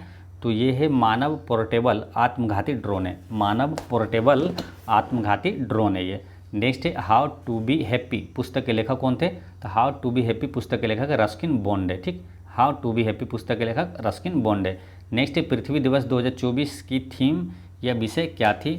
तो इसका थीम है प्लानेट एंड प्लास्टिक, है ना। ऑप्शन नंबर 20 का करेक्ट आंसर है पृथ्वी दिवस 2024 की थीम। अच्छा 2025 भी आ गया, क्योंकि विश्व पृथ्वी दिवस कब मनाया जाता है? 22 अप्रैल को मनाया जाता है। तो 22 अप्रैल ये समाप्त हो चुका है 2025 में भी। तो 2025 का विश्व पृथ्वी दिवस का थीम क्या है? तो हमारी शक्ति हमारा ग्रह, है ना, हमारी शक्ति हमारा ग्रह इसका 2025 का थीम है। अच्छा 22 अप्रैल जब भी आए तो आपको क्या बताया? 4 अति महत्वपूर्ण प्रश्न आपको रिवीजन करना है। कौन कौन सा? तो 22 मार्च से रिलेट करना है ना, 22 मार्च और 22 अप्रैल और 22 मई को। ठीक है, 22 मार्च को क्या क्या हुआ? विश्व जल दिवस 22 मार्च को, बिहार दिवस कब मनाया जाता है? 22 मार्च को, और विश्व पृथ्वी दिवस 22 अप्रैल को, और अंतर्राष्ट्रीय जैव विविधता दिवस ये 22 मई को मनाया जाता है। ठीक है, ये चारों प्रश्न हमेशा जब भी 22 आए तो ये चारों प्रश्न रिवीजन कर लेना तुरंत। नेक्स्ट है ब्लू कार्बन क्या है? तो ब्लू कार्बन क्या है? तो महासागरों और तटीय पारिस्थितिकी तंत्रों द्वारा संग्रहित कार्बन है। ब्लू कार्बन क्या है? महासागरों और तटीय पारिस्थितिकी तंत्रों द्वारा संग्रहित कार्बन है। नेक्स्ट है राज्यों के अधिकतम से न्यूनतम साक्षरता अनुसार सही क्रम को इंगित कीजिए जनगणना 2011 के अनुसार। तो सबसे अधिक क्या बोला? साक्षरता अनुसार, अधिक से न्यूनतम। सबसे अधिक साक्षर राज्य कौन सा है? केरल। ठीक है, सबसे अधिक साक्षर राज्य केरल, उसके बाद मिजोरम, उसके बाद गोवा, उसके बाद त्रिपुरा। सबसे कम पूछे तो वो बिहार है। ठीक है, सर्वाधिक लिंगानुपात वाला राज्य पूछे तो वो भी हो जाएगा केरल आंसर। ठीक है, और सर्वाधिक जनसंख्या घनत्व वाला राज्य पूछे तो वो बिहार होगा। नेक्स्ट है निम्नलिखित का सही मिलान कीजिए। तो ये क्या है? खनिज क्षेत्र है और किस राज्य में ये पूछा जाता है? बेलाडीला, ये काफ़ी महत्वपूर्ण है, लौह अयस्क खान है, यहाँ लौह अयस्क के लिए प्रसिद्ध है। क्वेश्चन ऐसे भी आया था डायरेक्ट कि बेलाडीला ये किस लिए प्रसिद्ध है? तो ये लौह अयस्क के लिए प्रसिद्ध है। बेलाडीला ये है कहाँ? छत्तीसगढ़ में, है ना। बेलाडीला कहाँ पर है? छत्तीसगढ़ में। और क्योंझर जो है, ये क्योंझर ये भी लौह अयस्क के लिए प्रसिद्ध है, ये है उड़ीसा में क्योंझर। और बालाघाट जो है ये मैग्नीज के लिए प्रसिद्ध है, ये मध्य प्रदेश में ना, बालाघाट मध्य प्रदेश में है। और कुद्रेमुख जो है ये भी लौह अयस्क के लिए प्रसिद्ध है, ये कर्नाटक में है। ठीक है, एक कर्नाटक में कोलार है जो कि सोने के खान के लिए प्रसिद्ध है। ठीक है, तो याद रखना बेलाडीला हो गया छत्तीसगढ़, क्योंझर उड़ीसा, बालाघाट मध्य प्रदेश, कुद्रेमुख कर्नाटक, कुद्रेमुख कर्नाटक। ठीक है, तो इसका आंसर क्या हो जाएगा? ऑप्शन नंबर 20 का करेक्ट आंसर है। ठीक, चलिए नेक्स्ट क्या है? राष्ट्रपति के चुनाव के लिए निर्वाचक मंडल में कौन कौन सदस्य शामिल होते हैं? तो राष्ट्रपति के चुनाव के लिए निर्वाचक मंडल में कौन कौन शामिल होता है? तो ये शामिल होता है संसद के दोनों सदनों के निर्वाचित सदस्य और राज्य विधानसभा के निर्वाचित सदस्य, ये शामिल होता है। ठीक है, और ये उपराष्ट्रपति में पूछेगा तो उपराष्ट्रपति में क्या हो जाता है? इसमें केवल संसद के दोनों सदनों के निर्वाचित सदस्य ये शामिल होता है। ठीक है, ये राज्य विधानसभा के जो निर्वाचित सदस्य वो शामिल नहीं होता है। राष्ट्रपति की बात करें, कुछ इंपॉर्टेंट अनुच्छेद यहाँ से पूछा जाता है। राष्ट्रपति का पद किस अनुच्छेद में? अनुच्छेद 52 में। ठीक है, राष्ट्रपति पर महाभियोग किस अनुच्छेद में? अनुच्छेद 61 में। राष्ट्रपति को क्षमादान की शक्ति अनुच्छेद 72 में, जबकि राज्यपाल को क्षमादान की शक्ति हुई अनुच्छेद 161 में। ठीक, अच्छा राष्ट्रपति जो महान्यायाधीश की नियुक्ति करता है किस अनुच्छेद के तहत? अनुच्छेद 76 के तहत। और राष्ट्रपति CAG है ना, भारत का नियंत्रक एवं महालेखा परीक्षक की नियुक्ति करता है किस अनुच्छेद के तहत? अनुच्छेद 148 के तहत। ठीक, राष्ट्रपति बनने के लिए और उपराष्ट्रपति बनने के लिए न्यूनतम आयु मालूम है आपको कितना? 35 वर्ष होना चाहिए। नेक्स्ट है भारत में कौन सा जैव निम्नीकरणीय यानी कि बायोडिग्रेडेबल प्रदूषक नहीं है? तो बायोडिग्रेडेबल वो होता है जो कि आसानी से अपघटन हो जाए, आसानी से वो नष्ट हो जाए। ठीक है, तो कौन नहीं है पूछा, तो इसमें कीटनाशक इसका करेक्ट आंसर हो जाएगा, ऑप्शन नंबर C, है ना। बाकी जैव निम्नीकरणीय प्रदूषक हो जाएगा कागज, भोजन और पादप अपशिष्ट, कास्ट और सेलुलोज। नेक्स्ट क्वेश्चन क्या है? निम्नलिखित में से कौन सा कृषि पद्धतियों का सही क्रम है? अब कुछ क्वेश्चन ऐसे होते हैं जो कि आप कभी नहीं भी पढ़ें उसको भी आंसर लगा सकते हैं, लेकिन कई लोग क्या हो जाता है दिमाग में ये आता है अरे ये तो कभी नहीं पढ़ें, तो घबरा जाते हैं। घबराना नहीं, अब ये क्वेश्चन लीजिए, देखिए आसानी से आप बनाइएगा, कभी आप नहीं पढ़ें फिर भी, तो ये कॉमन सेंस की क्वेश्चन हो जाता है। तो कृषि पद्धति क्या है? पहले मिट्टी तैयार करना, उसके बाद सिंचाई, उसके बाद बुआई तो कटाई। ये गलत है कि नहीं? पहले क्या सिंचाई होगा कि पहले बुआई होगा? मिट्टी तैयार करने के बाद बुआई करेंगे तभी तो उसकी सिंचाई करेंगे। ठीक है, तो ये गलत हो जाता है। मिट्टी तैयार करें, उसके बाद बुआई करेंगे, तब सिंचाई करेंगे, तो फिर कटाई करेंगे ना। तो इसका आंसर क्या हो जाएगा, ऑप्शन नंबर बी हो जाएगा। ठीक है, अब जैसे यहाँ दिया है पहले बुआई करना, फिर कटाई कर लेना, उसके बाद सिंचाई, फिर मिट्टी तैयार करना, तो ये गलत हो जाता है ये सब। ठीक, नेक्स्ट है, कृषि मंत्रालय द्वारा उद्यम सखी पोर्टल की शुरुआत की गई थी। तो किस मंत्रालय द्वारा पूछा है कि किस मंत्रालय द्वारा उद्यम सखी पोर्टल की शुरुआत की गई है। तो ये किया गया था सूक्ष्म लघु एवं मध्यम उद्यम मंत्रालय द्वारा, सूक्ष्म लघु एवं मध्यम उद्यम मंत्रालय द्वारा शुरू किया गया था। नेक्स्ट है वॉली, स्मैश और सर्विस शब्द किस खेल से संबंधित है। तो वॉली, स्मैश, सर्विस शब्द ये जो है लॉन टेनिस से संबंधित है। किससे, लॉन टेनिस से संबंधित है। अगर इसी तरह पूछा जाए आपसे कुछ और शब्द जो है और किस खेल से संबंधित है, तो आपको याद रखना है, जैसे कि आपसे पूछा जाता है कि बंकर, चकर, मेलेट, चुक्का और एंगल शॉट।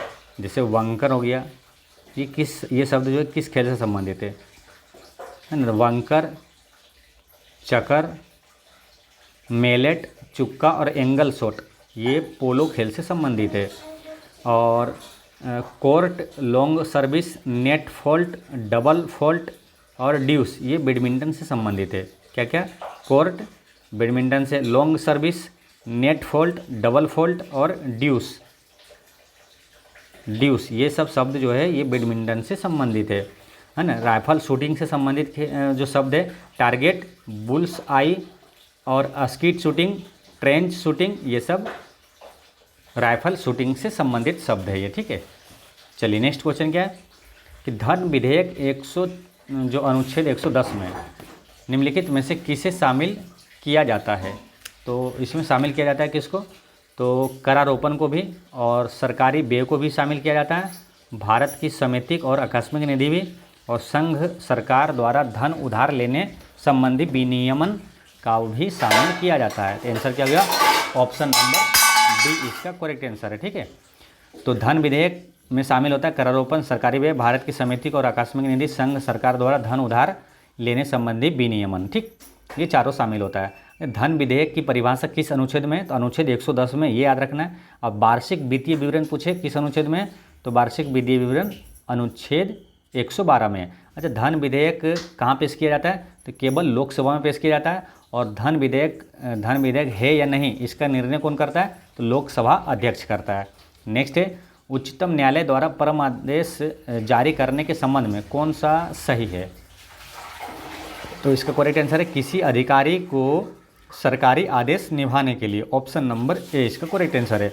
जो रीट होता है ना, 5 प्रकार के रीट जारी किया जाता है, उसी में आता है परमादेश। ठीक है, तो यहाँ पर क्वेश्चन 2-3 और इम्पोर्टेंट ये आपको याद रखना है क्या कि रीट कौन जारी करता है। तो ऑप्शन में आपको रहेगा सुप्रीम कोर्ट है ना, हाई कोर्ट, या दोनों या तीन में से कोई नहीं। तो याद रखना है हाई कोर्ट भी रीट जारी करता है और सुप्रीम कोर्ट भी रीट जारी करता है। ठीक है, सुप्रीम कोर्ट किस अनुच्छेद के तहत रीट जारी करता है, अनुच्छेद 32 के तहत। हाई कोर्ट किस अनुच्छेद के तहत रीट जारी करता है, अनुच्छेद 232 के तहत। ये सभी कतई जहर प्रश्न है, आपको याद रखना है। ठीक है, और रीट कितने प्रकार के होते हैं, तो 5 प्रकार के रीट जारी किया जाता है। चलिए नेक्स्ट है उष्णकटिबंधीय चक्रवात के बनने के संबंध में निम्नलिखित में से कौन सा कारक सही नहीं है। तो उष्णकटिबंधीय चक्रवात निम्न अक्षांशों में भूमध्य रेखा के 5 डिग्री अक्षांश के भीतर समुद्र में बनते हैं। ऑप्शन नंबर बी इसका करेक्ट आंसर है। नेक्स्ट क्या है, ब्यूफोर्ट स्केल किसका मापक है, ब्यूफोर्ट स्केल ये किसका मापक है, ये पवन वेग का मापक है। ब्यूफोर्ट स्केल ये पवन वेग का मापक है। ठीक है, अगर पूछे कि ये देखिए ब्यूफोर्ट स्केल हो गया पवन वेग का मापक, लेकिन पवन की दिशा किससे मापा जाता है, तो वायु वेग मापी से पवन की दिशा मापा जाता है। नेक्स्ट है निम्नलिखित में से किस महासागर का सर्वाधिक विस्तृत महाद्वीपीय ढलान क्षेत्र है। तो इसका करेक्ट आंसर है अटलांटिक महासागर है ना। किस महासागर का सर्वाधिक विस्तृत महाद्वीपीय ढाल क्षेत्र है, तो अटलांटिक महासागर का। ठीक है, सबसे बड़ा महासागर पूछे कौन सा है, तो वो प्रशांत महासागर है। सबसे जो विश्व में सबसे गहरा गर्त वो कौन सा है, तो मैरियाना ट्रेंच है, मैरियाना गर्त है, वो कहाँ है, प्रशांत महासागर में ये। नेक्स्ट है भारत की संप्रभुता, ये जो भारत की प्रभुता, एकता और अखंडता की रक्षा करें और उसे अक्षुण्य रखें, यह उपबंध किस में किया गया है? तो इसका आंसर क्या है? ये मूल कर्तव्य में किया गया है ना। भारत की प्रभुता, एकता और अखंडता की रक्षा करें, उसे अक्षुण्य रखें, यह उपबंध जो है मूल कर्तव्य में किया गया है। मूल कर्तव्य की बात करें तो ये किस भाग में है? तो ये भाग 4 के ए में है, यानी 4 के को में बोल सकते हैं, और अनुच्छेद 51 के को में है। ठीक है। मूल कर्तव्य किस देश से लिया गया है? तो रूस के संविधान से लिया गया है। ठीक है। और यही बात करते हैं क्या, देखिए यहीं पर जो याद रखना है क्या, राज्य के नीति निर्देशक तत्व, ये किस भाग में? तो भाग 4 में है ये, और ये अनुच्छेद 36 से 51 तक है। और ये कहाँ से लिया गया है? राज्य के निर्देशक तत्व जो कि यानी कि डीपीएसपी जो है, ये आयरलैंड से लिया गया है। मूल अधिकार किस भाग में? तो भाग 3 में है, और अनुच्छेद 12 से 35 तक है। और कहाँ से लिया गया? अमेरिका से लिया गया है। ठीक। चलिए नेक्स्ट क्वेश्चन है। अच्छा, मूल कर्तव्य से और भी क्वेश्चन आता है मालूम। मूल कर्तव्य किस संविधान संशोधन के तहत जोड़ा गया था संविधान में? तो 42वां संविधान संशोधन के तहत 1976 में जोड़ा गया था। किस समिति के अनुशंसा पर जोड़ा गया था? तो स्वर्ण सिंह समिति के अनुशंसा पर जोड़ा गया था। उस समय 10 मूल कर्तव्य था। ठीक है, 10 मौलिक कर्तव्य, या तो मूल कर्तव्य बोलिए। और 11वां मौलिक कर्तव्य जो है वो कब जोड़ा गया था? तो 86वां संविधान संशोधन के तहत 2002 में जोड़ा गया था। ठीक है, 86वां संविधान संशोधन 2002 में जो 11वां मौलिक कर्तव्य जोड़ा गया था वो क्या था? तो 6 से 14 वर्ष तक के बच्चों को निःशुल्क एवं अनिवार्य शिक्षा का प्रावधान था। ठीक। नेक्स्ट क्वेश्चन है 65। इसमें मिलान करना है, कोयला खनन क्षेत्र है और राज्य में। जैसे कि सिंगरेनी कोयला खनन क्षेत्र, ये कहाँ पर है? सिंगरेनी कोयला खनन क्षेत्र ये आपको मिलेगा तेलंगाना में। और इब नदी घाटी कोयला क्षेत्र ये भी है, ये कहाँ है? उड़ीसा में है। कर्णपुरा ये कहाँ है? तो कर्णपुरा आपको मिलेगा झारखंड में। और सुहागपुर ये मध्य प्रदेश में है। सुहागपुर, शोभापुर ये सब मध्य प्रदेश में है। ठीक है, तो इस तरह से इसका आंसर क्या हो जाएगा? ऑप्शन नंबर ए इसका करेक्ट आंसर हो जाएगा। ठीक है, कोयले का सर्वाधिक उत्पादक राज्य पूछे तो भंडारण पूछे तो वो कौन सा हो जाएगा? तो झारखंड हो जाएगा। सबसे उच्च किस्म का कोयला कौन सा होता है? तो एंथ्रासाइट कोयला होता है। ठीक है, ये याद रखना है, सबसे उच्च किस्म का कोयला एंथ्रासाइट कोयला होता है। सबसे अधिक कार्बन प्रतिशतता वाला कोयला भी पूछे तो एंथ्रासाइट कोयला होता है। नेक्स्ट है, निम्नलिखित में से कौन सी संस्था विश्व बैंक की निजी शाखा के रूप में जानी जाती है? विश्व बैंक की निजी शाखा के रूप में जाना जाता है अंतर्राष्ट्रीय वित्त निगम, है ना। ऑप्शन नंबर 20 का करेक्ट आंसर है। ठीक है, विश्व बैंक की बात करें तो विश्व बैंक और IMF है ना, अंतर्राष्ट्रीय मुद्रा कोष, ये दोनों को साथ में आपको याद रखना है। यहाँ से 2-3 अति महत्वपूर्ण प्रश्न आता है। क्या क्या आता है मालूम? विश्व बैंक की स्थापना कब हुआ था? 1944 में हुआ था। विश्व बैंक और ये IMF की स्थापना भी 1944 में हुआ था। तो क्वेश्चन ये भी आता है कि विश्व बैंक की स्थापना किस सम्मेलन के तहत हुआ था? याद रखना है, विश्व बैंक और IMF ये दोनों की स्थापना ब्रेटन वुड्स सम्मेलन के तहत हुआ था, ब्रेटन वुड्स सम्मेलन के तहत। और विश्व बैंक का मुख्यालय कहाँ है? तो याद रखना, विश्व बैंक और IMF ये दोनों का मुख्यालय वाशिंगटन DC है। ठीक, विश्व बैंक का भी याद रखना है आपको। अध्यक्ष कौन है अभी करंट अफेयर में? तो अजय पाल सिंह बंगा है। नेक्स्ट है, क्वार्टजाइट किसका कायांत्रित रूप है? तो क्वार्टजाइट ये बलुआ पत्थर का रूपांतरित ये कायांत्रित रूप है, बलुआ पत्थर का। ठीक है, क्वार्टजाइट ये किसका कायांत्रित रूप है? तो बलुआ पत्थर का है। ठीक है, और यहाँ पर पूछा जाए कि ये जो चूना पत्थर है ये इसका रूपांतरित रूप होता है क्या? संगमरमर। संगमरमर किसका कायांत्रित रूप है? तो चूना पत्थर का संगमरमर। ठीक है, सेलेट किसका कायांत्रित रूप पूछे तो सेल का होता है। सेलेट जो होता है किसका रूपांतरित चट्टान है? ये रूपांतरित रूप है ये, तो सेल का होता है। और एंथ्रासाइट कोयला जो होता है ये किसका कायांत्रित रूप है? तो लिग्नाइट कोयला का। ठीक, चलिए नेक्स्ट है, निम्नलिखित में से कौन सा पंचशील का सिद्धांत नहीं है? तो पंचशील का सिद्धांत कौन नहीं है? तो देखिए, पंचशील सिद्धांत में शांतिपूर्ण सह अस्तित्व है, ये है। ठीक है, गुट निरपेक्ष ये नहीं है।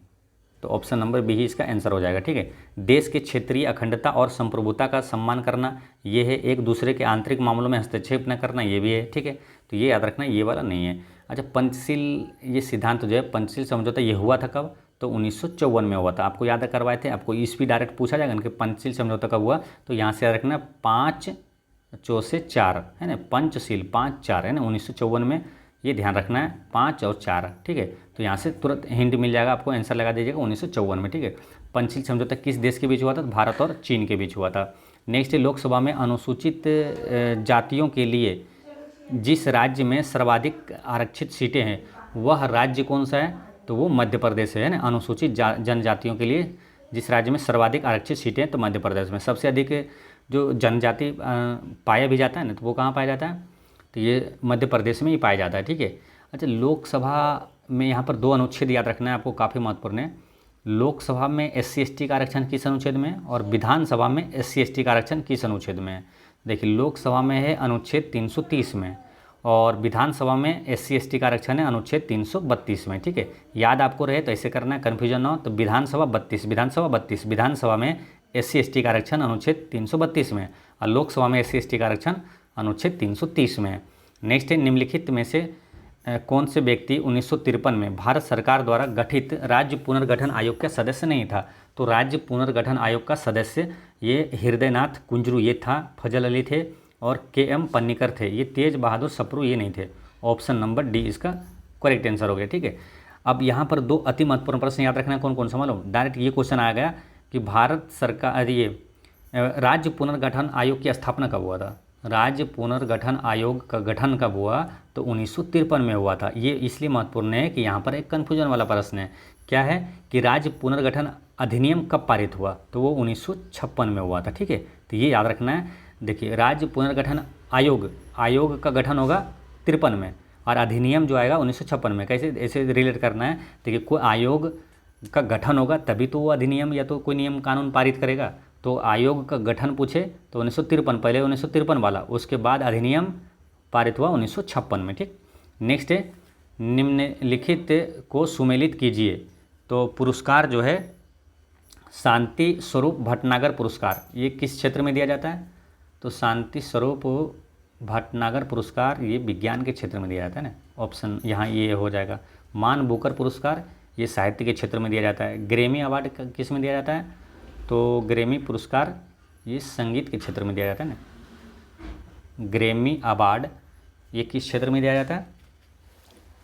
ग्रैमी पुरस्कार जो है ये संगीत के क्षेत्र में दिया जाता है, यानी कि 3 का 4 यहाँ डी होगा, ठीक है।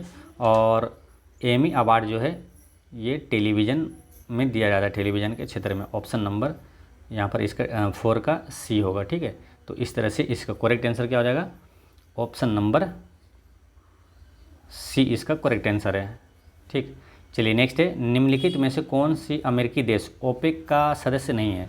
तो ओपेक का सदस्य इसमें कौन नहीं है ये पूछा है। तो वेनेजुएला ये ओपेक का सदस्य नहीं है। बाकी अर्जेंटीना, उरुग्वे और ब्राज़ील ये ओपेक का सदस्य। ओपेक क्या है? तो ये पेट्रोलियम देशों का एक संगठन है ना। तो ओपेक में कितने देश हैं? तो 13 देश है। कौन कौन सा है? तो इसमें है Algeria, Angola, Ecuador, Gabon, Iran, Iraq, Kuwait, Libya, Nigeria, Saudi Arab, संयुक्त अरब अमीरात है ना, और वेनेजुएला और कांगो। क्वेश्चन क्या पूछा था कि कौन सा अमेरिकी देश ओपेक का सदस्य है? तो इसमें वेनेजुएला है, ठीक है, ये नहीं। अर्जेंटीना, उरुग्वे और ब्राज़ील ये नहीं है, ठीक है। फिर से समझिए, ओपेक का सदस्य है पूछा तो ये वेनेजुएला है, ठीक है। कौन कौन सा है वो याद रखेंगे तो आंसर आसानी से आ जाएगा, ठीक है। कौन कौन सा एक बार फिर समझिए, 13 देश है, इसमें वेनेजुएला भी है, ठीक है। जैसे कि Algeria, Angola, Ecuador, Gabon. Algeria, Angola, Ecuador, Gabon. Iran, Iraq, Kuwait, Libya, Nigeria, Saudi Arab, संयुक्त अरब अमीरात और वेनेजुएला और कांगो, ये सभी ओपेक का सदस्य है। ओपेक का मुख्यालय पूछेगा कहाँ है? तो वियना में है ना, ऑस्ट्रिया की राजधानी वियना में है। नेक्स्ट है यदि एक दी हुई समयावधि में कीमतें तथा मौद्रिक आय दोगुनी हो जाए तो वास्तविक आय क्या होगी? तो क्या होगा? अपरिवर्तित रहेगा। यदि एक ही दी हुई समयावधि में कीमतें और मौद्रिक आय दोगुनी हो जाए, दोनों दोगुनी हो जाए तो वास्तविक आय वो परिवर्तित रहेगा। नेक्स्ट हिंदू वृद्धि दर किस वृद्धि दर से संबंधित है? तो हिंदू वृद्धि दर ये ऑप्शन में से कोई है नहीं, है ना, इनमें से कोई नहीं इसका करेक्ट आंसर हो जाए। क्यों? क्योंकि हिंदू वृद्धि दर जो है ना, ये वास्तव में भारतीय अर्थव्यवस्था के वास्तविक वृद्धि दर से ये संबंधित है। नेक्स्ट है, निम्नलिखित में से कौन एक तृतीय क्षेत्र क्रियाकलाप के अंतर्गत आता है? तो तृतीय क्षेत्र के अंतर्गत इसमें कौन आएगा? देखिए, तृतीय क्षेत्र को ही बोलते हैं क्या, सेवा क्षेत्र बोला जाता है। सेवा क्षेत्र में आएगा इसमें विपणन, है ना। ऑप्शन नंबर डी इसका करेक्ट आंसर है, तृतीय क्षेत्र में आता है। ठीक है, देखिए 3 क्षेत्रों में बांटा गया है, प्राथमिक क्षेत्र, द्वितीय क्षेत्र और तृतीय क्षेत्र। प्राथमिक क्षेत्र में आ जाता है कृषि, खनन, मछली पालन, ये सब मछली पकड़ना, ये सब आ गया प्राथमिक क्षेत्र में, है ना। कृषि मोटा मोटी याद रखना प्राथमिक क्षेत्र में है। द्वितीय क्षेत्र में विनिमय और निर्माण क्षेत्र, है ना, औद्योगिक जो भी विनिमय निर्माण है द्वितीय क्षेत्र में आता है। तृतीय क्षेत्र में आता है जिसे सेवा क्षेत्र कहते हैं, जैसे कि बैंकिंग, परिवहन, संचार, होटल, है ना, ये स्वास्थ्य, ये सब तृतीय क्षेत्र में आता है। ठीक है, क्वेश्चन ये भी पूछा जाता है कि सबसे अधिक आय भारत सरकार को वो किससे होता है, किस क्षेत्र से? तो तृतीय क्षेत्र यानी सेवा क्षेत्र से होता है। ठीक है, तो ये चीज़ें आपको याद रखना है। ठीक है, तो दोस्तों इस तरह से आपका सेट नंबर 6 का पूरा जीके साइंस और करंट अफेयर का क्वेश्चन होता है समाप्त। अब यहाँ से क्वेश्चन मैथ का क्वेश्चन स्टार्ट होता है। ठीक है, मैथ का और रीजनिंग का भी यहाँ से क्वेश्चन स्टार्ट होगा, जिसमें कि मैथ 25 क्वेश्चन पूछा जा रहा है और 50 रीजनिंग का क्वेश्चन पूछा जाता है। तो इसका भी हम सॉल्यूशन करवा रहे हैं। सेट नंबर 1 और 2 का मैथ और रीजनिंग का सॉल्यूशन करवा दिए हैं। जो लोग नए जुड़े हैं वो प्ले लिस्ट में जाकर जरूर देख लीजिएगा। तो पीछे से आपको सभी मैथ रीजनिंग का भी सॉल्यूशन करवाते जाएंगे। ठीक है, तो मिलते हैं नेक्स्ट वीडियो में। पढ़ते रहें, मुस्कुराते रहें। जय हिंद दोस्तों।